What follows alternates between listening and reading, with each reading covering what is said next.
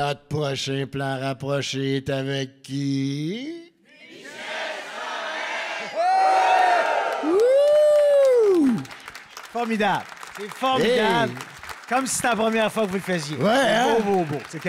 Ça n'a pas été répété, ça, là. Du là. tout, ça, du tout, c'est du improvisé, ça. Les grands ça, le improvisés. public, là, tu sais, le « ouh », là, on ne sait pas ce que ça veut dire, hein, Non, Michel. Tu non sais mais pas. c'est ça. Comment... Moi, dans ma tête, il y a bien des affaires qui se passent. Oui? Ouais. Comment tu peux interpréter ça, ce « ouh », là, tu fais... Ben, ça dépend qui le fait. Si c'est monsieur qui le fait, je suis moins excité. T'es moins allumé. Mais si c'est madame qui le fait, par exemple, là, on est en business. As-tu encore le droit de dire ça aujourd'hui? Oui. en 2024? Oui! On est entre nous autres. Parce qu'on est entre nous. Autres. Ben oui. Puis là, on est libre. Qu'est-ce que tu veux? Hey, Michel! Oui, non, comment mon vas-tu? beau. Ça va bien, Hey, on se connaît pas, nous autres. On se connaît. On Oui. se connaît dans, Ben même oui. dans la vie parce qu'on vient qu'on se On se connaît croise. tous, tu sais, Ben oui, mais mais- on n'a jamais travaillé ensemble. Jamais. On a joué ensemble. non. Je sais pas par quel bout de te prendre. As-tu une proposition? Là, j'irai pas là avec Michel. Je fais par quel bout je peux te prendre? Il va me proposer bien des affaires. Ouais, c'est pas toujours propre ce que je te propose en plus. Non, ça peut être propre des fois. Ça peut s'arranger. Oui, monsieur. Non, je te connais. Ben, je te connais parce que, tu sais, ici à Plan Rapproché, oui, ta carrière, tout ce que tu as fait, cinéma, télé, tout ça, tout le monde est au fait de ça. Tout le monde lit le séjour, tout le monde écoute la télévision, tout le monde a ses réseaux et tout ça. Tu sais, on va pas là. On veut se rapprocher de toi. Puis je fais, comment je peux me rapprocher de Michel? Comment je peux me rapprocher de ce gars-là pour aller chercher quelque chose qu'on n'a pas eu de matière, là, tu sais. On part-tu de la jeunesse, tiens? Ben, partons de la jeunesse. T'es-tu l'image aujourd'hui de ce que t'étais à, mettons, à 5-6 ans, toi? Ouais, je pense que oui. Espèce de bombe d'énergie, sans filtre.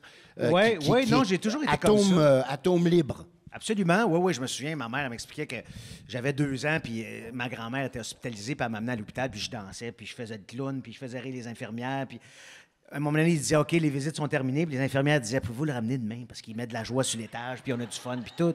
Puis mes oncles, du côté de ma mère, m'ont appris très jeune des chansons grivoises. Ouais. Alors, je chantais des chansons grivoises d'un party de Noël, j'avais aucune idée de ce que je chantais, mais je chantais, j'avais du fun.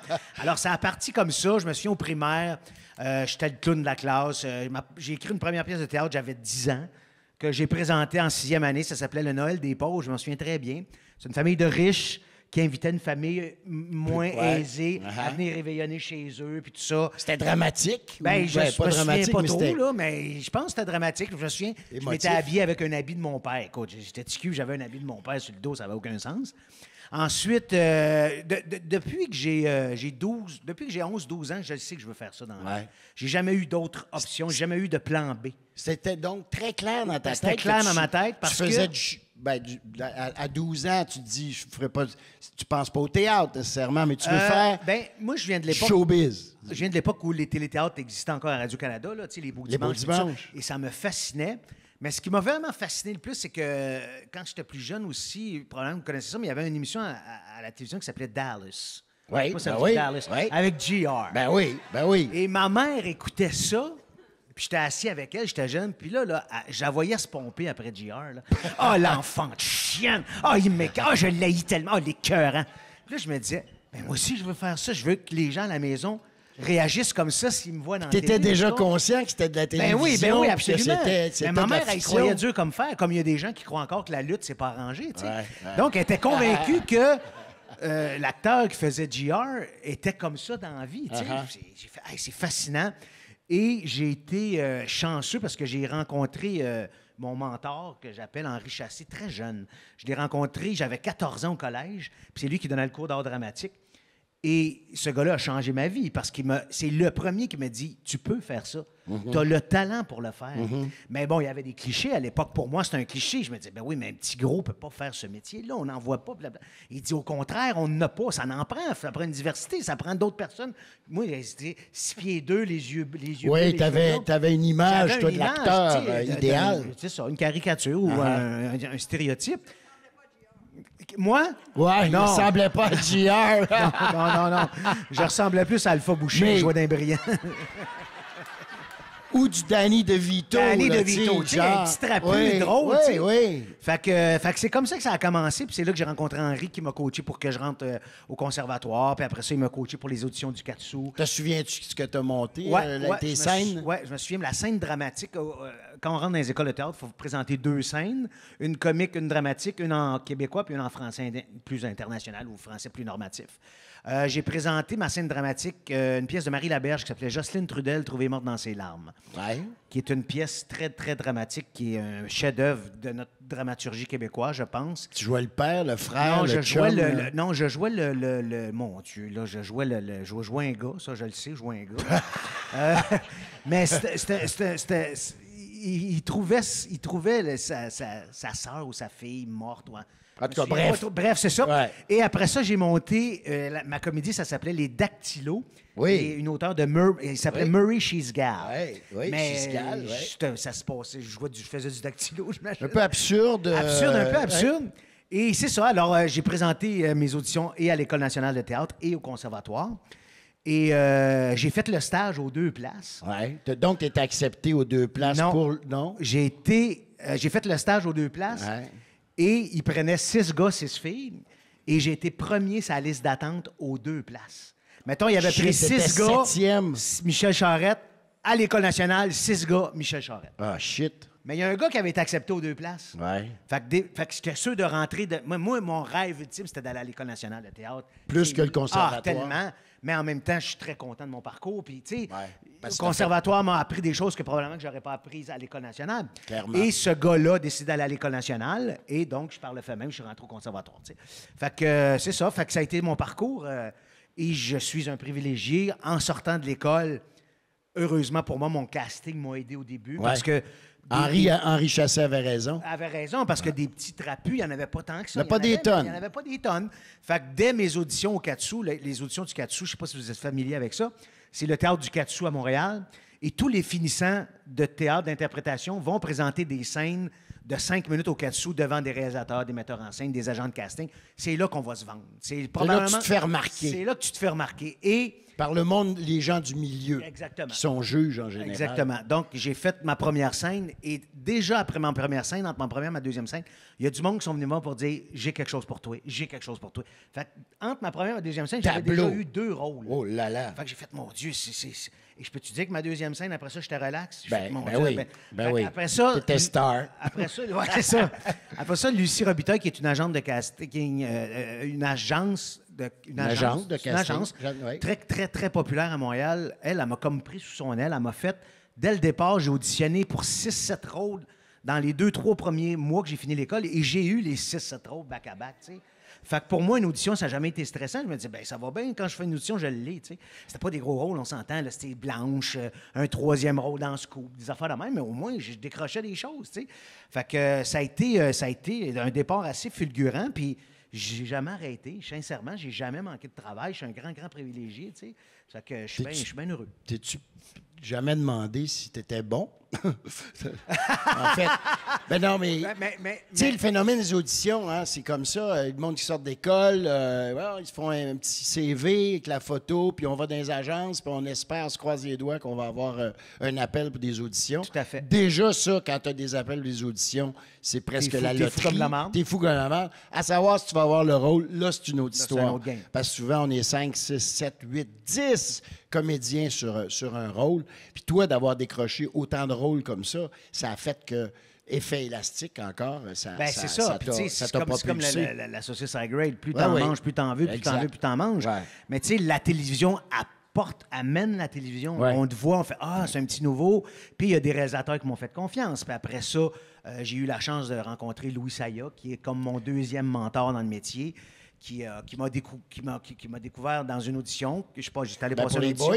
Non, pour Radio Enfer, une émission que j'ai faite quand j'étais avant les Boys. Avant les Boys. Ouais. Et alors, Louis Saya m'a découvert là. Il a fait « OK, c'est toi qui vas faire le rôle de Jean-Loup Duval dans Radio Enfer. Puis pendant qu'on faisait Radio Enfer, à un moment donné, il est arrivé, il dit « Hey, j'ai de quoi pour toi? » Je dis « Ah oui, quoi? » Il dit « Je vais peut-être faire un film, là. C'est un enfer de hockey. Là. Je sais pas trop c'est quoi, mais il dit « On m'a approché pour ça. » Parce que Louis Saya venait de faire le Sphinx de la banlieue avec moi. Ouais. Et le producteur, Richard Gaudreau, le producteur des Boys, avait aimé ce qu'il avait vu de cette réalisation-là de Louis Saya, qui est un des auteurs de ce que Bernard va jouer cet été. Appelez-moi Stéphane. Brou, c'est en grande partie lui qui l'a écrit. Les voisins, les mises en scène de toutes les shows de Ding et Dong de Paul et Paul, c'est tout lui qui a fait ça. Donc, il m'a comme pris sous son aile un peu, puis après ça, il est arrivé les Boys, puis il m'a dit « Écoute, il y a un rôle pour toi là-dedans, tu ferais le fils à Rémi Gérard. » Je fais Tableau. Ben oui, je vais faire ça, moi, tu sais. Puis, j'ai même pas auditionné pour jouer dans les Boys. Il m'a donné le rôle. Mais il a fallu qu'il convainque bien du monde parce que le producteur n'avait aucune idée j'étais qui. Le distributeur, tout ça. Puis il voulait des vedettes. C'est sûr souvent, ils veulent des vedettes. Ils veulent des vedettes, tu sais, mais j'étais pas connu plus que ça dans ce temps-là. Mais il s'est battu pour moi. Il s'est vraiment battu. Il a dit, c'est lui ou je le fais pas. Fait que c'est vraiment une grande marque de confiance. Puis surtout, tu sais, nous autres, les boys, on pensé de faire un film, merci, bonsoir, on fait d'autres choses. C'est fini, tu sais. On a fêté le 25e anniversaire il n'y a pas longtemps, puis ça a été bien émouvant de retrouver tous ces gars-là. Puis, film culte au Québec. Oui, c'est ça. Ça a été ça, puis ça a changé ma vie. Ouais. Radio Enfer m'a fait connaître du monde, du milieu, parce qu'il y a beaucoup de producteurs, puis de réalisateurs, puis d'acteurs qui écoutaient Radio Enfer avec leurs enfants. Donc, ils ont fait, c'est qui, ce petit gros-là, d'un coup, qui débarque dans notre TV, tu sais. Après ça, ben là, les boys m'ont fait connaître du grand public en général au Québec. Puis après ça, ben, j'ai été extrêmement gâté, tu sais. Je veux dire, mais tu sais, tantôt, tu parlais de talent. Oui, le talent est pour quelque chose, mais dans ce métier-là, il y a tellement de facteurs. Il y a ta façon de travailler, ton éthique de travail, ta personnalité, comment tu es sur un plateau. Ouais. Tu sais, le milieu ici, il est gros de même. C'est Robert Gravel qui m'avait dit ça. J'ai malheureusement pas connu beaucoup cet homme-là parce qu'il nous a quittés tôt, mais il disait, quand tu montes l'escalier roulant dans ce métier-là, fais pas chier les gens quand tu montes. Parce que quand tu vas redescendre l'autre bord, tu vas rencontrer les voir monter. Fait que si tu les as fait chier en montant, ils t'aideront pas quand tu vas descendre. Parce que ce show business-là, c'est une roue qui tourne. À un moment donné, tu étais au top, tu t'en retournes en bas. Mais ça fait longtemps qu'on l'a pas vu. On réapparaît, puis on revient, tu sais. Fait que c'est ça. Je pense qu'on se reconnaît tous là-dedans aussi. Puis je pense que c'est ça. C'est la personnalité, la chance beaucoup aussi, d'être à la bonne place au bon moment. Tu sais, si je fais l'École nationale, je fais 4 ans au lieu de 3. Donc, je rencontre pas Louis Saya en sortant de l'école parce que je suis encore à l'école. Fait que j'ai pas le rôle de Radio Enfer. Fait que, tu sais, ma carrière serait peut-être pas... Il y a tellement de circonstances, puis tellement de facteurs, puis de probabilités que ça marche ou que ça marche pas. Puis à un moment donné, tu pognes ta gang, puis là, on travaille souvent avec les mêmes personnes. Exactement. Ben oui, on se fait un cercle de monde. Propre ou de non, c'est propre. Diane t'a laissé un petit peu de rouge à lèvres. Elle m'a sorti avec Marcel Leboeuf. Pas propre, ce Marcel-là. Là. Marcel! Donc, si on revient à ce petit bonhomme-là, qui était une boule d'énergie, qui voulait faire rire et tout ça, je disais à Diane tantôt, justement, je fais, es-tu synchrone avec ce que tu étais quand tu étais tout petite? Puis tes rêves, ou ne serait-ce que ce que tu faisais dans ta jeunesse qui t'a amené naturellement au métier que tu fais là. T'sais, ça prend ça quelque part. Il faut que tu aies cette graine-là au départ. Tu comprends? Oui, je pense que parce oui. Ton père et ta mère, est-ce que eux autres, ils connaissaient ce milieu-là? Est-ce que la culture, puis bon, le théâtre, puis tout la télé? Non, moi, mes parents, la première fois que j'étais allé au théâtre, c'est parce que c'est le collège qui nous amenait à Denise Pelletier. Fait que c'est là que j'ai découvert le théâtre. Mes parents, c'était pas des lecteurs, c'était pas des écouteurs de TV ou de radio. Mon père était un courtier d'assurance très strict. Ma mère était secrétaire. Mon frère, c'est un chirurgien aux États-Unis. Fait que je me baignais pas dans ce milieu-là. Puis, tu sais, il fallait que je trouve ma place là-dedans aussi. Tu sais, je veux dire, je fais, OK, moi, c'est ça que je veux faire. Je veux m'exprimer de cette façon-là. Puis, mais j'ai été chanceux parce que mes parents m'ont jamais empêché ou quoi que ce soit. Tu sais, mon père, moi, j'aurais pu avoir la business à mon père. Moi, j'ai un milieu très, très aisé. On avait des sous. J'ai jamais été dans la misère, quoi que ce soit. Fait que je suis un privilégié. Puis, j'ai eu des grosses études. Puis tout ça. Puis, mon père avait une grosse compagnie d'assurance. Puis, j'aurais pu avoir ça sur un plateau d'argent. Mais j'aurais été extrêmement malheureux parce que c'est pas ça que je voulais faire. Puis, pendant une fin de semaine, mon père a dit, Carl, on va repartir la business avec toi. Puis, après ça, je vais te léguer la business. OK, il te l'avait. Oui, puis on va acheter des blocs. Puis, on va vendre des valeurs mobilière, puis on va, tu vas avoir une grosse maison, puis tu vas te rouler en gros char, puis tu vas faire de l'argent. Puis pendant une fin de semaine, j'ai fait « Ah, ça se peut. » Puis là, je me dis « Ben, je vais aller faire mes sciences administratives au cégep. Puis après ça, je vais aller en administration à l'université, puis tout ça. » Mais j'ai pas dormi de la fin de semaine. J'ai fait, mais c'est tellement pas ça que je veux faire dans la vie. Ça m'intéresse pas. Qu'est-ce qui brassait dans ta tête? Ben, à ce je voulais. moment-là? Tu voulais faire je venais de finir. n'importe quoi. Je venais de finir de faire du théâtre avec Henri Chassé au collège où on montait les shows nous autres mêmes, puis on construisait des décors, puis on jouait, puis on avait du fun, puis c'était trippant, puis on allait prendre une bière après. Puis je disais, mais c'est ça, je veux. Cette espèce de communion-là, tu sais, parce que, bon, on était chanceux, nous autres, on a commencé le métier, puis les crises de cellulaire n'existaient pas, fait qu'on se parlait pas vrai, tu comprends? À cette heure, les jeunes dans les loges, ils sont « Hey! Nous autres, au moins, on dit... Ben oui. Fait qu'on j'ai été chanceux, on a connu ces belles années-là, mais c'était ça que je voulais, cette communion-là, ce partage-là, puis j'étais un émotif, j'étais un sensible, donc de pouvoir travailler avec mes émotions, c'est formidable, on est des privilégiés, tu sais. Puis là, ben, j'ai pensé à ça, puis ça, je me disais, c'est pas ça que je veux faire. Je me voyais pas en arrière d'un bureau en habit cravate à tous les jours, parler à des clients, puis mon père...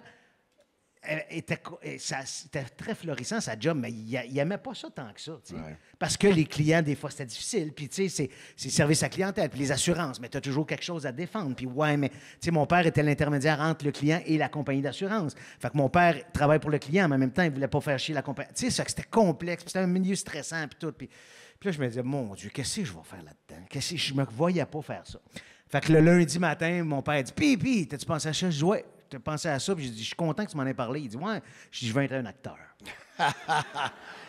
Comment il a réagi? Bien, il est venu blanc un peu, puis après ça, il a repris ses couleurs, mais ça a duré 15 minutes. Puis il a fait, bien écoute, c'est ça que tu veux faire, on va t'encourager. On va t'aider, puis je vais être ton plus grand fan, puis tout ça. Puis là, quand j'ai été accepté à l'école, j'ai été chanceux parce que je restais chez mes parents. Mais mon père m'a acheté une voiture. Moi, j'ai pas eu de prêt et bourse, j'ai pas eu besoin d'avoir ça. Tous mes camarades de classe grattaient les fonds de tiroir, tout ça. Moi, j'avais une voiture, fait que j'allais reconduire toutes les filles de ma classe. Non, mais sérieux, quand on finissait à minuit, parce que je me disais, on va prendre le métro. Je dis, non, tu prenais pas. Je me couchais à 2 heures du matin, mais je savais que toutes mes chums de filles de ma classe étaient rentrées chez elles. Puis, tu sais, c'était ça. Puis, tu sais, j'arrivais chez nous, ma mère avait fait mon lavage, j'avais plié mon linge, j'avais de l'argent par semaine pour dire. Tu sais, j'ai été vraiment, je l'ai eu facile à ce niveau-là, tu sais. Rod dans Petite Vie. Non, mais c'est ça exactement. C'est exactement ça. Bon, fais ton lavage! Mais je suis jamais retourné chez nous avec ma poche, par exemple. Mais tu sais, mon père puis ma mère étaient très fiers de moi, puis ils n'ont jamais douté de mes capacités. Tu sais, le premier show que j'ai fait en sortant de l'école, c'était un autogéré qu'on s'est fait la gang de notre classe parce qu'on voulait se faire voir. Puis tout ça, on a fait un show à Licorne. On n'avait pas une scène, tu sais, on a essayé.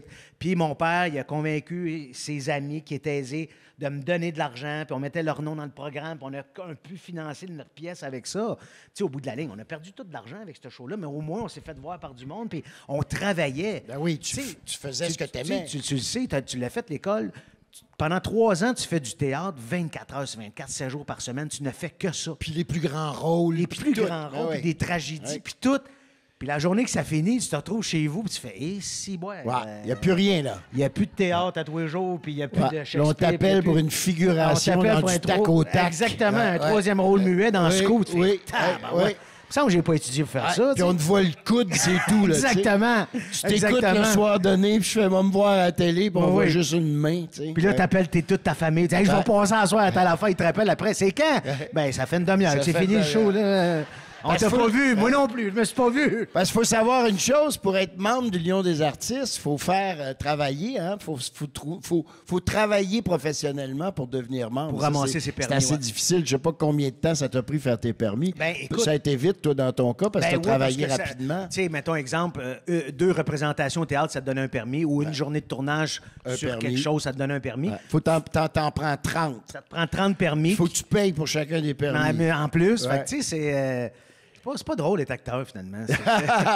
Non, mais et pour pouvoir faire de la pub, entre autres, ou faire des voix, du doublage, ça, il faut absolument que tu sois membre de l'Union. Exact. Maintenant, il y a des dérogations. Des dérogations pour la pub, pour les enfants, pour les gens, monsieur et madame, tout le monde, comme vous êtes, qui peuvent être présentés dans une pub. Mais pour être acteur, faut que tu fasses tes preuves. Oui, c'est ça. J'ai commencé, moi, tu sais, quand je suis sorti de l'école, j'ai eu des petits rôles ici et là, mais je voulais gagner ma vie avec ça. J'ai fait des shows pour enfants au théâtre dans des gymnases d'école. Je suis parti, j'ai fait le Nord, l'Ontario complet. T'as fait la grosse tournée. Dans des petits cubes. C'est nous autres qui montaient les décors. On faisait... Fait que j'ai appris le derrière aussi. Fait que c'est pour ça que, tu sais, souvent, oui, c'est nous autres que vous voyez en avant, mais c'est important aussi de souligner le travail de ceux qui sont derrière la caméra, c'est eux autres. Sont aussi importants, sinon plus que nous autres. Toute l'équipe technique, moi, c'est essentiel pour moi de connaître tout le monde sur le plateau puis de saluer tout le monde avant de commencer à travailler parce que ces gens-là, c'est notre premier public, c'est nos premiers spectateurs. Ouais. Fait que si ces gens-là, on le sait, quand tu fais une scène, tu regardes en arrière des Kodak ou les techniciens, puis s'ils ont un sourire d'en face, puis qu'ils se retiennent pour pas rire, tout ça, tu fais, je pense que ça va bien, tu sais. Si tu fais une comédie, puis il n'y a aucun rire pendant une répétition, tu sais, je pense qu'on est dans le marbre. C'est la même chose ici. C'est la même chose ici. Avant sûr, que vous arriviez, il n'y avait rien sur scène, rien dans la salle, rien. Il y avait des décors de la veille qui ont été enlevés. On travaillait très tard de ça. La scène est à nu. Après ça, ils remontent tout. On monte tout ça et on prépare ça. Nous, on arrive, hop, on se fait applaudir. C'est sûr, c'est mon ça. Dieu, on est dans la lumière. Exactement. Qu'ils ont fabriquée expressément pour nous autres, pour vous autres. Alors, tu as raison, c'est important. Non, mais c'est des gens qui sont essentiels à notre métier. Tu sais, je veux dire, si je suis mal éclairé à TV, c'est plate pour moi, mais c'est plate pour tout le show aussi. Je suis mal cadré. Si le micro est là, c'est tout ça qui est important. C'est vraiment un travail d'équipe.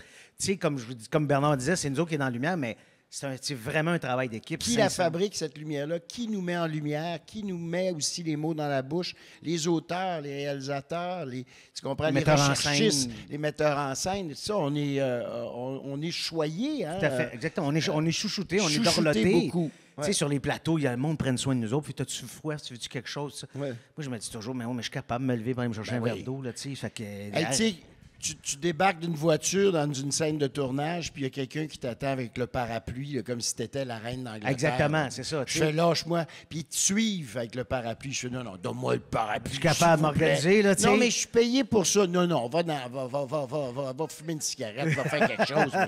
C'est gênant. Oui, je suis payé pour ça. Lâche le parapluie, va me faire un café.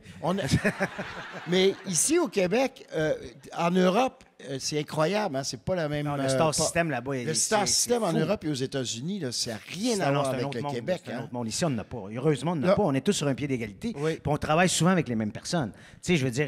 tu recroises les mêmes gens. Le Tour du Québec, je l'ai fait 40 fois, je pense, avec Ladies Night. Ben oui. Fait qu'on revient toujours dans les mêmes salles, puis on voit toujours les mêmes techniciens. Fait qu'on se connaît tous. Puis même, tu sais, tantôt, Bernard disait, on n'a jamais travaillé ensemble, mais on se connaît. On se connaît tous. Le milieu, comme je vous dis, il est gros de même, tu sais. Et on se croise, on se voit, puis comme si on avait été les meilleurs amis du monde, tu comprends? On s'est peut-être pas parlé une demi-heure dans notre vie. Non, c'est ça, mais exactement. on se croise, parce qu'on a un respect métier. Oui. Tout à fait, exactement. Puis on connaît les teneurs de ce métier-là, la difficulté d'être là puis de rester.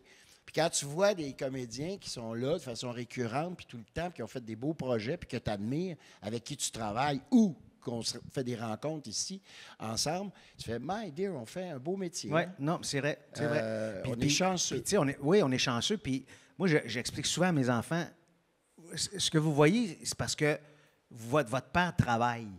Fait que vous pensez que c'est facile parce que moi, ça va bien. Mais je dis, moi, je fais partie du 1% que ça va bien. Ouais.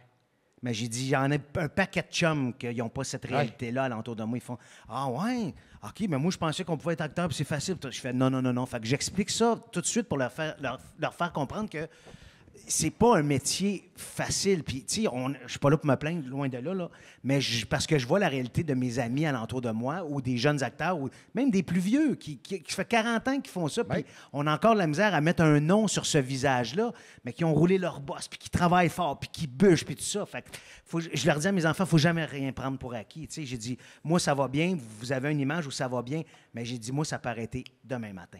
Si les gens sont tannés de me voir la face, ou si j'ai une mauvaise attitude, ou si je me prends pour un autre, ou si je ne suis pas préparé, whatever, c'est fini. Parce qu'il y en a 500 qui veulent ma job. Fait que le matin, quand je me lève à 4h30, là, je suis fatigué, je suis brûlé, mais je suis souriant parce que je me dis, il y en a 500 qui se lèveraient à ma place. Fait que ferme ta gueule puis va travailler. Exactement. Fait que c'est ça que j'essaie d'inculquer à mes enfants pour leur dire, ça a l'air facile, mais c'est pas si facile que ça, tu sais. Fait que c'est pour ça qu'à toute fois, je dis que je suis un privilégié, puis que je touche du bois, puis que je me dis toujours, encore aujourd'hui, je suis encore là, mais je l'apprécie parce que, comme je te dis, ça peut finir demain matin. On le sait tous. On a tous des périodes creuses. À un moment donné, tu fais, hey, ça va, c'est-tu là que c'est fini? C'est-tu là que ça se termine? Là? Puis comment repartir, cette machine-là? Exactement. Comment, est-ce que je prends le téléphone et j'appelle mes contacts? C'est un peu bizarre. Être demandeur dans ce métier-là, là, ou un article dans le journal qui dit « Oh, je travaillerais plus. » Plus, puis c'est ça. C'est désolant là, quand tu vois ça. Hein, souvent, les gens peuvent dire, bon, un autre bébé gâté, tu sais. Fait que faut juste apprécier ce qu'on a, puis on est chanceux parce que, tu sais, je veux dire, comme j'expliquais, on n'est pas beaucoup à bien gagner notre vie ici au Québec. Puis c'est la même chose aux États-Unis. On pense que mais il y en a 100 aux États-Unis, c'est des immenses vedettes. Il y en a 400 000 qui font des petits rôles ici et là, puis ci, puis ça. Fait que c'est la même chose, sauf que nous autres, on est... Tu sais, si on enlève, les anglophones, les allophones, les hispanophones, qui écoutent une autre sorte de télévision, on rejoint 3,5, 4 millions de personnes ici. Aux États-Unis, ils rejoignent le monde mondialement. Mais il y en a, tu sais, c'est pour ça que souvent, on voit les mêmes faces ici, parce qu'on est obligé de faire un paquet d'affaires. Il faut faire de la pub, il faut faire du théâtre, il faut faire de la télévision, il faut faire de la radio, il faut faire du cinéma, il faut faire des voix. Aux États-Unis, quand tu fais du théâtre, tu ne fais que ça. Si tu fais du cinéma, tu ne fais que ça. Puis si tu fais des soap operas, tu ne fais que ça, parce que tu peux vivre simplement avec ça. Mais ici, malheureusement, on ne peut pas juste vivre d'une forme d'art. Tu sais, tu fais de la TV, tu es chanceux de faire de la TV, puis tu gagnes ta vie. Mais tu sais, à un moment donné, il y avait quelqu'un qui m'avait dit « Ouais, mais là, Rémi Girard, on le voit partout, il est dans 3 téléséries ou 4 téléséries. » J'ai fait « Je vais juste vous expliquer quelque chose, madame. C'est que Rémi, il est peut-être dans 4 téléséries, mais dans une, il a travaillé 4 jours. Dans l'autre, il a travaillé 8 jours. Dans l'autre, il a travaillé 12, puis dans l'autre, il en a fait 20. Fait que ça fait à peu près 45 jours d'ouvrage dans son année. J'ai dit, ça, c'est sur 4 séries. Puis on ne fait pas 45 000 par jour ici, là. Fait que là, elle a fait, OK. Puis là, j'ai dit, autre exemple, j'ai dit, les invasions barbares qui a fait le tour du monde, qui a ramassé des millions de dollars, Rémi Girard, il dit lui-même, il a été payé 75 000 pour faire ce film-là. Qui a fait le tour du monde. Puis Rémi il a failli gagner, être en nomination aux Oscars. Il était à Cannes. Il a travaillé 75 000 Aux États-Unis, c'est 75 millions. Voilà, c'est ça la différence. Fait que Rémi, il faut qu'il en fasse d'autres films. Tu comprends? Fait qu'on est tous dans le même bateau. Encore une fois, on se plaint pas, c'est pas ça. Mais je veux juste dire, c'est quoi la réalité ici au Québec de ça. Quand les gens, vous êtes tous millionnaires, je fais, bien, si vous le pensez, tant mieux, mais je vais vous expliquer les vraies affaires sans nécessairement donner des chiffres. Je le dis parce que Rémi l'a déjà dit. Mais c'est pas ça notre réalité. Tu sais. Je veux dire, on n'a pas le choix de faire un paquet d'affaires et c'est tant mieux parce que ça nous pousse à travailler fort. Puis tout ça. Tu sais, on montre nos CV à des acteurs européens, des acteurs scandinaves. Ils font, mais comment vous faites? Comment vous faites? Tu as fait de la radio ce matin, tu as fait de la télé cet après-midi, tu es au théâtre le soir. Ouais. Comment fais-tu? Tu l'as fait, ce chiffre-là? Physiquement parlant, comment vous... Mais on n'a pas le choix, puis on aime ça. Puis c'est ça qui... Tu sais, je veux dire, les gens font, vous faites du théâtre, ouais... OK, combien vous gagnez? Vous ne voulez pas le savoir, madame. Non. On fait ça parce qu'on aime ça, tu sais. C'est juste pour ça. Par contre, il y a des gigs, il y a des jobs où, oh là là, en 20 minutes, j'ai fait le salaire d'un professeur dans une semaine ou même ça. plus. Exactement, c'est ça, des contrats parce que de voix. C'est plus payant. Mais j'en ai fait une dans mon mois ou dans les 5 derniers mois. C'est ça. J'ai bien beau gagner 3 000 ou 4 000 piastres en 20 minutes en faisant une pub de je ne sais pas quoi, une belle voix pour la télévision, mais ça se peut que ça soit ma seule job dans les 2 mois qui... 2, 3, 4 mois qui s'en viennent, tu sais. Sauf quand tu l'as dit, quand tu es privilégié, et on en est. Et... Puis, je vais faire du chemin un petit peu sur les... Il y a des comédiens qui nous disent, des comédiens qui travaillent moins. Et puis, moi, ça me fait tout le temps de la peine, mais s'ils travaillent moins ou s'ils ne travaillent pas, il y a une raison aussi pour ça. Je ne veux pas la savoir. Oui, mais des fois, c'est un concours de circonstances. C'est un concours de circonstances. Qu'ils ont moins de talent ou quoi que ce soit, mais c'est ça. Des fois, c'est être à la bonne place au bon moment. Ton éthique de travail, ton attitude. Absolument. C'est un paquet d'affaires. C'est l'enchaînement de choses qui a fait que... Des trucs que tu as fait qui fait que tu continues à survivre là-dedans. Les gens veulent te voir encore. Parce que dans ce métier-là, c'est pas nécessairement de commencer qui est tough, c'est de durer. Ouais. Tu sais, des carrières là, comme Jean-Pierre Ferland, puis Gilles Vigneault, ou des grands acteurs comme Marc Messier, Michel Côté, tu sais, Rémi Girard. Malheureusement, on va en voir de moins en moins parce que le produit commence à se diluer à cause des grosses plateformes, puis ci, puis ça, puis les subventions. Puis, tu sais, nous autres, on est toujours en train d'aller gratter pour aller chercher de l'argent parce que c'est vous autres qui payez pour que nous autres, on fasse ce métier-là. Puis je paye pour que Bernard travaille, puis Bernard paye pour que je travaille, tu sais, parce que ici, c'est un art subventionné, c'est pas une business, tu comprends? On n'a pas les moyens de cet art-là. On n'a pas les moyens il n'y a pas un film québécois qui rentre dans son argent habituellement. C'est tough parce que, puis tu sais, des pièces de théâtre, on commence à être bon, puis la pièce finit. Parce qu'on peut, tu sais, un coup qu'on l'a joué 26, 27, 28 fois, C'est fini. Pourquoi? Parce qu'on a fait le tour des gens qui peuvent venir voir notre show. Ouais. Fait que c'est pour ça que souvent, on fait de la tournée avec ça. Mais quand on commence à être à l'aise puis à maîtriser le rôle, tu sais, c'est pour ça qu'aux États-Unis, j'étais allé à New York, puis j'étais allé voir des shows sur Broadway qui sont là depuis 30, 35, 40 ans. Puis des fois, il y a les mêmes acteurs qui sont dedans depuis le début, mais ils ont changé de rôle en vieillissant dans la pièce. Et il y a des enfants de ces acteurs-là qui prennent leur place. Exactement, c'est fabuleux. Des institutions. Tu sais, Ici, même à c'est Paris ou impossible. tout ça. Puis à Londres, mais ici, on peut pas faire ça, malheureusement. Il y a eu parce que- Brou. Puis il y a Ouais. eu... Ben, moi, je l'ai joué Ladies Night beaucoup. Ladies Night. Mais tu sais, c'est Ladies pas une Night, pièce qui est au même théâtre pendant 40 ans, Ben non. puis que ça roule. Tu sais, parce que, bon, je veux dire, il n'y a pas de touristes qui viennent voir du théâtre ici, puis malheureusement, on n'a pas cette culture-là ici. Fait que, Mais, tu sais, je t'écoute, puis il y aurait des acteurs qui travaillent moins dans la salle ici, puis je pense qu'ils seraient étourdis. Ils seraient, tu sais, d'essayer de rentrer dans cette chaîne-là, puis d'essayer de pouvoir gagner ta vie, payer ton hypothèque, élever tes enfants dans ce métier-là, c'est vraiment seulement ça, c'est un exploit. ah tu sais. oui, oui, parce qu'on a des horaires atypiques. Ouais. Tu sais, le matin, je pars à 4 heures, je vais revenir à 7 heures le soir. Puis là, après ça, pendant 2 jours, je travaille pas, mais après ça, je fais un mi-jour, minuit. Quand je rentre à 3 heures l'après-midi, puis je vais finir à 3 heures du matin parce qu'il faut tourner des scènes de nuit. Mais on peut pas. On va tourner toute la nuit pour faire des scènes de soir parce que fait que c'est ça. Après ça, ouf, je joue au théâtre à soir. Là, je pars 3 semaines, je m'en vais faire la tournée du Rosec avec Ladies Night. Fait que c'est comme. Il faut que tu aies des conjointes ou des conjoints, peu importe, qui sont extrêmement compréhensifs, des enfants qui comprennent aussi. Des fois, mes enfants font là, tu pars 3 semaines. Heureusement, aujourd'hui, avec la technologie, on peut se FaceTimer puis tout ça. Mais tu sais, je me souviens à l'époque des grosses tournées, là, Ben oui. des années 50, Ben oui. 60. Là, Ouais. ça devait être tough, là, tu sais. Puis il n'y avait pas l'espèce de qualité de vie qu'on a. Tu sais, à ce temps, on arrive ici, les loges, on est reçu la bouffe, la boisson dans les couleurs, on est bien, on arrive ici, bing bang.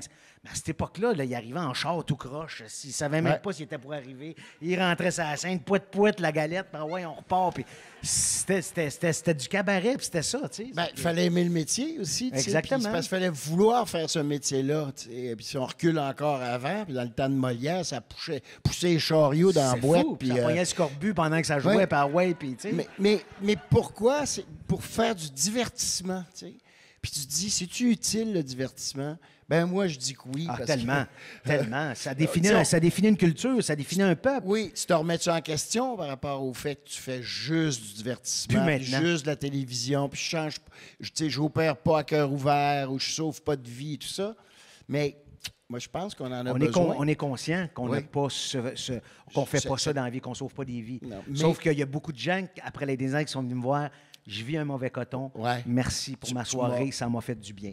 La même chose pour des gens qui se tapaient des districts 31 pendant des. Tu sais, ils les enregistraient, puis après ça, ils se clenchaient Ouais, ça. ouais. Fait merci, ça Ouais. ça me change les idées, ça me fait sortir de mon quotidien, peu importe quoi. Ou il y en a que c'était, genre, j'ai un de mes proches qui est en fin de vie, ou moi, je viens d'apprendre que j'ai telle maladie. Ouais. Voilà. Merci, ça me fait du bien. Juste ça, là, puis tu sais, c'est un cliché gros comme la terre, mais ça fait partie de notre paye aussi. Ou quand on salue à la fin d'une pièce, puis vous vous levez, puis vous nous applaudissez, vous n'avez pas idée le plaisir que ça nous fait. C'est fou, là. Ça n'a aucun sens. tu Si sais. vous pensez qu'on vous regarde pas, là, puis qu'on vous voit pas, puis on fait juste saluer, on a les spots, puis on salue devant un mur de monde, là, tu sais, puis non, on entend les bravos, puis on entend les cris, puis on entend, puis même quand c'est un drame et tout ça, on sent les... Oui, Tu vois ça l'est, c'est vrai. Mais c'est vrai. Mais c'est vrai que ça n'a pas de prix. Oui. C'est pour Et- ça qu'on le fait. On est des guidounes. Oui. On est des Ouais. guidounes. On a juste hâte à ça. On en a fait. juste hâte à ça. Ouais. tu sais. Ça nous gêne en plus. Tu sais, on est gêné de venir saluer, mais on Oui, veut. mais on l'apprécie, puis on est content. Ils puis tu sont-tu sais. heureux? Ils ont été heureux. Oh my dear. Juste pas juste parce que vous, tu sais, des fois, c'est des automatismes, la pièce finie, le monde Ouais. s'arrête, mais tu le vois dans les yeux, puis dans le regard, puis dans le sourire des gens, puis quand tu as des eye contact avec les gens, tu fais, bon, mais je pense qu'ils ont passé une belle soirée. Tu as joué au théâtre du Rideau Vert. Toi, Ouais, t'as j'ai joué Le Vrai Monde de Michel Le Tremblay. Vrai Monde. J'ai joué cette pièce-là, Oui. pareil, au Ducep, il y a 10-12 ans. Et même, pas le même rôle, ben, en fait, le père, mais là, l'autre père. L'autre père, moi, je faisais le vrai père, entre guillemets, donc toi, tu faisais l'Alex 2, Ouais, c'est le ça? père fictif. Et cette pièce-là est incroyable de Michel Tremblay. Si vous pouvez un jour la voir, Le Vrai Monde. Tu sais, relations père-fils difficiles, là, tu sais, puis même encore aujourd'hui, ça existe, ces relations-là. Ouais, c'est encore d'actualité. là. Et comment vous dire, après la pièce, il y avait le salut, mais nous autres, on regardait, le monde restait dans la salle, les pères et les fils qui étaient venus ensemble, qui ne s'attendaient pas à une pièce aussi forte sur la relation père-fils. restaient ensemble et on voyait les pères et les fils Oh, dans c'est- le bras les- se brailler dessus dans la salle. Après, il faisait 15 minutes que le show était fini. Tu sais, quand on transforme le monde, Ouais, quand un tout à fait, auteur, un tout à fait. acteur, de par son jeu, et tout ça transforme carrément leur public. tu Oui, sais. tout à fait. Puis les gens viennent pour des différentes raisons. Il y en a qui viennent juste parce qu'ils ont envie de rire. Il y en a qui viennent juste parce que, bon, c'est ma femme qui m'a amené ici à soir, Ouais, ça me tente ouais. pas d'être là, mais je suis là. Ouais. Puis après, le phénomène Ladies Night a été extraordinaire pour ça. Parce qu'au début, c'était juste des femmes. Et plus on jouait, plus c'était des couples qui venaient. Puis, tout. Puis à un moment donné, les gars disaient... Hey, je pensais pas d'avoir autant de fun que ça à soir. J'ai vu Normand, ça m'a fait penser à mon frère Jacques. Ben oui. Ils ont eu du fun parce que les gars se voyaient sur scène, tu comprends? Fait que ça a été une super aide, ça, vraiment. C'est drôle, pareil, que les femmes amènent leur mari, tu sais, au théâtre, ou viens voir ça, puis les hommes sont pas... Sont Ben, moins- je pense qu'aujourd'hui, c'est beaucoup plus... Ben là, oui, c'est facile, oui, mais à oui, l'époque, ouais. surtout s'il y avait une game du Canadien, Ah, tableau d'affaires. peux-tu dire que des fois, il y avait des messieurs dans la salle qui ils nous regardaient, on leur disait, ça peut-tu finir, que j'aille au moins écouter la troisième période, tu sais? Mais ça n'est tout un phénomène, ça, dans lequel tu as joué. Ben, tu le reprends pas, là. Ladies Night, moi, ça fait 6 Toi, ans ça que fait je suis plus quelques là, années c'est que ça, t'es plus exactement. là. Ouais. Mais je l'ai joué presque 800 fois, là. Hey, c'est rendu à combien de Ah, représentations? on est passé là? le 1000. Ils doivent être rendus à peu près à 1200, là. C'est Ouais. le prochain. Ben, le prochain. Ben, je c'est sais le- pas si ça va avoir c'est le une nouveau durée aussi Brou. longue, mais tu sais, Bruce, parce que ça a toujours été les mêmes interprètes. Ouais. Nous autres, ça a changé. Moi, j'ai eu la chance de le créer, Ladies Night. Tu sais, c'est nous autres qui l'a créé en 2001. Après ça, on l'a fait pendant un bout. Après ça, on a arrêté quand même un 4-5 ans. Puis après ça, on est reparti avec... Là, c'est Guillaume Gamitier-Vierge qui a embarqué dans Raid avec Frédéric Pierre. Les 4 autres, on est restés, les membres originaux. Fait que... Puis on a fait après ça 500-600 shows avec cette gang-là. Mais le fun qu'on a eu, mais le fun... Puis on avait autant de fun sur la scène que les gens avaient dans la salle. Des fois, c'était dangereux un peu. Oui, c'est Mais- ce qu'on a entendu Hey, un non, peu mais dans, des fois, là, à un moment dans le donné, milieu. on s'est dit, là, les gars, il faut se laquer un peu. Parce que là, Il y a un show sur scène. il y a un show sur scène, puis il y a un show dans le show. Fait que, Uh-huh. à un moment donné, on se parlait, puis on se dit, OK, là, on se ramène un peu, là, Mais parce que... c'est pour ça que le monde venait aussi ou revenait. Probablement, parce que, je te le dis, tu sais, en 800 fois, je l'ai joué, il n'y a pas un show qu'on ait été pareil. Les jokes changeaient, les mouvements physiques changeaient. Le public... Écoute, il y a du monde qui sont venus le voir, Ladies Night, 20, 22, 25, 30 fois. Il y a une fille qui l'a vu au moins, Il je avait pense, pas 38 compris. fois. C'est ça, j'ai dit à la fin. J'ai demandé, tu vas On comprendre. va comprendre la mot juste de pièce. Mais tu sais, je veux dire... C'était pour vous voir. Mais c'était vraiment, là, c'était hystérique. C'était un show rock, c'était un show de théâtre, c'était un show Ouais. de variété, c'était un show de danse, c'était un show de jokes, c'était un show d'humour. Ça englobait un paquet d'affaires. Puis c'est ça que les gens aimaient, je pense. Mm-hmm. C'est que les gens se reconnaissaient aussi. Puis c'était pas prétentieux, c'était juste du bonbon. Ouais, Puis, tu c'est sais, un happening. C'était un happening. Puis tu sais, on finissait à poil, puis c'était correct. Puis ah ouais, puis let's go. Puis tu sais, dans ce Ah oui, temps-là, en why plus, not? j'étais pas mal plus gros que j'étais. Fait que j'assumais complètement ma petite bisoune, finalement. Les jeunes l'avaient pour leur argent. Ouais, pas tant que ça. Pas tant que ça. Quel projet, toi, t'as marqué le plus, t'as transformé ou t'as fait prendre une autre tangente ou... Ben, dans les dernières années, je te dirais que District 31 a été très, Oui, très hein? déterminant, très marquant. Ben, tu sais, c'est des étapes. Radio Enfer m'a permis de rencontrer Louis Saya, puis de me permis de me former un peu en comédie, parce que, tu sais, j'ai fait beaucoup plus de comédie que de drame dans la vie, puis bon, j'aime ça, puis je vais toujours en faire. Puis Ouais. c'est tellement valorisant, puis galvanisant, faire rire les gens, de vous voir rire, puis des fois, des claques de main, puis de jouer des gens, s'essuyer les yeux, tu fais... Ben oui, puis ça part d'un geste de ta part, d'une ligne. Ou de, ben oui, ben oui. Affaires, tu sais, Ouais. ça fait que Ouais. c'est un grand privilège. C'est gratifiant. Après ça, évidemment, les boys, tu sais, on me parle de 3 rôles marquants dans ma vie. On me parle de Radio Enfer, on me parle beaucoup des boys, puis on me parle de District 31, Ouais. tu sais. Mais District, c'est une espèce de consécration. Tu sais, il me semble que ma vue de l'extérieur, Ouais, il y a eu on ça. t'a vu faire plein d'affaires, puis là, c'est une quotidienne de Fabienne Ouais. qui a marché fort. Vous avez écouté District pas mal, tout le monde ici. Et Puis- là, t'es dans Ouais, la mais- grande ligue. Là. Ben, c'est comme je m'appelais à dire, tu sais, pendant longtemps, j'ai toujours été sur le 3e trio, tu sais, un bon Ouais. joueur de coin, Ouais, tout ouais. ça.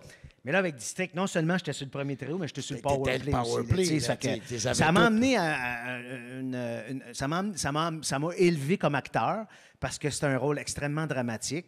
Et les gens souvent me disaient, on a l'impression de te redécouvrir dans ce rôle. On t'a vu faire beaucoup de Ouais, niaiseries à TV, ouais, ouais. le petit gros comique, blablabla, des affaires de même, que je nie pas, mais là, ça m'a amené à un autre niveau. Tranquillement, j'ai bâti le personnage, je voyais où est-ce que ça s'en allait. Puis évidemment, la complicité qu'on a eue sur le plateau avec Gildor, avec Vincent Guillaume-Mathis, avec Sébastien Delorme, les 4 boys ensemble, et les filles aussi, mais les 4 gars, il y avait une espèce d'homogénéité qui s'est installée. Aujourd'hui encore, Vincent Guillaume, c'est un de mes meilleurs amis. Ben on oui. se côtoie, on se voit toutes les semaines. Nos familles sont amies, tu sais, tout ça. C'est un gars qui était extrêmement important. Si je suis resté aussi longtemps dans le projet, c'est beaucoup grâce à lui. Et c'est la même chose pour lui. Tu sais, on était vraiment un duo là-dedans. Gildor aussi, qui était déjà un monument à l'époque. Puis, tu sais, ça a été comme notre papa. On l'appelait notre Starbucks sur le show parce que c'était notre père, tu sais, puis il s'occupait de nous autres. Puis ça a été vraiment un super projet. Puis, tu sais, quand Poupou est décédé, Sébastien Delorme, son personnage, je pense que les acteurs, on a eu plus de peine que les personnages. Tu comprends? Ouais. Parce que dans l'émission, les personnages perdiez avaient un extrêmement de peine, mais je pense que les acteurs, on a eu de la peine de perdre un chum comme ça, parce qu'on ne s'en attendait pas. Ça a été une surprise pour tout le monde quand on a su que, malheureusement, tu vas décéder. On a fait tabarouette, on vient de perdre un gros pion, un gros morceau. Tu sais. Mais je te dirais que, comme tu dis, c'est peut-être pas une consécration parce que. Ben non, mais- C'est toujours à recommencer, Ouais. ça, tu le sais. Tu sais, Bernard, tu le fais dans la vie. On est toujours le dernier rôle qu'on a fait. Fait que si, mettons, le dernier rôle que tu fais, c'est un moyen flop, les gens font, ouais, lui, ouais, mais j'ai quand même fait 30 ans d'autres stocks qui n'ont pas bien marché, tu sais. Fait que c'est ça, c'est toujours à recommencer, mais ça a été une super aide. Puis je l'ai apprécié, tu sais. En plus, je n'étais même pas supposé de jouer là-dedans. Moi, Luc Dion ne voulait pas. Personne, parce que j'ai fait 30 vies. Avant, j'avais fait 30 vies, l'autre show de Fabienne. Ouais, tu rebondir Puis- sur Puis l'autre là, show. Luc Dion, il disait, moi, je veux pas personne de 30 vies, je veux partir. Puis c'est vraiment, tu sais, je dois tout ça à Fabienne et Michel Trudeau. Ouais. C'est eux autres qui ont insisté auprès de lui, qui ont fait non, faut que tu l'engages. Sur 30 vies, il était trooper. Il connaît la dynamique de la quotidienne, il va le montrer aux Puis autres. tu devais scorer aussi sur les réseaux. Ben, quelque c'est part. ça, Le ça aidait personnage que aussi, Michel tu sais. Charette fait, hey, il est le fun. Eux autres, Exactement. tu comprends, ils remarquent ça, là, tu sais. Fait que Luc Dion, il s'est laissé convaincre. Il a fait, bon, OK, là, je pense qu'il y a un personnage, là, Bruno Gagnon, à un moment donné, qui va Mais arriver. depuis là. quand un auteur décide de qui c'est Ben, qui... Luc Dion avait décidait pas mal d'affaires. Parce Tu sais. qu'en général, c'est à la réalisation, bon, à la production, bien sûr. diffuseur tu sais. aussi Le beaucoup diffuseur, maintenant, tu sais. tu sais, ils font équipe, là. Le réalisateur va pousser pour des acteurs. Exactement, Parce que s'il est exactement. choisi, mais en général, c'est le diffuseur qui a le dernier mot. Et le producteur va aussi pousser pour c'est certains son acteurs. monde, tu sais. Fait que c'est ça. Fait que The Rest is History, tu sais. J'ai commencé tranquillement, puis là, j'ai bâti le personnage, puis j'ai toujours eu de la viande alentour de l'os pour ce personnage-là. Tu sais, souvent, non, mais dans des téléromans, souvent, tu vas faire une scène, puis malheureusement, ben pas malheureusement, mais ça fait partie où tu as des scènes de plus de passe-moi le beurre, puis mettrais-tu du sel, puis des affaires de même. C'est des scènes de matter of fact, mais dans District Entente, j'ai jamais eu de scène plate à jouer, tu comprends? Fait que ça a été une école extraordinaire. On a travaillé comme des fous là-dessus. On le savait quand on embarquait sur une nouvelle saison. On se disait, OK, on s'en va chez les moines, on s'en va se cloîtrer. Ouais. C'était un marathon de 8 mois où on ne faisait que ça, tu comprends? Fait que, mais tu sais, en même temps, il y avait une quotidienne à l'époque au Québec et j'ai eu la chance de jouer dans les deux, dans 30 vies et dans District. Moi, tu me plains, tu sais, on n'a pas le droit de parler de ça au Québec, mais disons-le, il y a aussi les sous, là, quelque part. C'est le fun, parce que tu as quoi, c'est ça, 100 ouais, quelques c'est jours ça, de c'est ça, tournage c'est ça, exactement. par année à temps. C'est une sécurité. Une sécurité, voilà Belle le mot. sécurité. Et ce qui fait que pendant ces 3, 4, 5, 6 ans-là, tu peux te faire un pactole qui va te permettre d'arrêter si, t'es essoufflé ou s'il n'y a pas d'autres projets. Exactement, tu vas c'est pouvoir vivre. Tu peux vivre sur du vieux gagné à un moment donné. Vivre sur du c'est vieux ça. gagné. Ça, c'est vraiment une activité Ouais, tout à qu'on fait, voit absolument. souvent. Oui, tout à fait. Ben oui, parce que, bon, tu sais, comme tu dis, après ça, ça arrête. Puis là, OK, je suis chanceux parce que mes projets s'enchaînent, ça va bien. Ouais. Mais il y en a que ça arrête, puis après ça, ça Carrément. va être 1 an, 2. Tu sais, j'ai des amis à moi qui ont des gens très connus qui pendant 2 ans, ils n'ont pas travaillé du tout. Ouais. Puis j'ai un ami à moi, un acteur super connu que vous aimez tous, qui a été obligé de travailler dans un magasin de chaussures pour aller vendre des souliers de course parce qu'il n'y avait pas de job. Il n'y avait pas de job. Puis ça faisait 25 ans qu'il faisait ce métier-là. Tu sais, Sébastien, je peux le dire, Sébastien Delorme, il l'a dit en entrevue, pendant 2 ans, il a travaillé dans un gym. Parce qu'il n'y avait pas de job. Avant District 31, il faisait 2 ans qu'il n'avait pas travaillé. Normand D'Amour Vraiment. travaillait, remplaçait dans une boutique de Le jouets valet et de cœur, d'affaires, le sur valet de Saint-Denis, cœur. Il n'avait pas de job, il aidait des amis, ça il faisait. Des sous, puis tout ça, tu sais. J'ai un de mes chums aussi, il a fait une grosse série avec moi l'an dernier, et là, il fait de la construction. Parce qu'il a besoin Ben oui, de faut que tu faire gagnes ta son 800-900$ par semaine. Ben oui, parce qu'il y a des obligations. Ben, puis, les tu sais. enfants, puis il y a tout ça, tu fais, hé là là. Puis c'est ça. Fait que, tu sais, souvent, les gens disent, ouais, mais mon Dieu, ça vous. Tu sais, si demain matin, il faut que j'aille travailler dans un bar pour servir parce qu'il faut que je fasse vivre mes enfants, je vais le faire. Puis les gens vont me reconnaître, je vais faire, ben oui, mais garde, je suis dans une période où ça va moins bien. C'est tout. Moi, à un moment donné. Puis tu sais, j'ai des chums à moi, là, j'ai un de mes amis qui était dans ma classe au conservatoire qui fait encore ça, mais il a toujours fait 2, 3 jobs à côté. Ouais. Mais il espère encore d'avoir son Ouais. break, sa chance. Ouais. Mais il a 56 ans, 57 ans.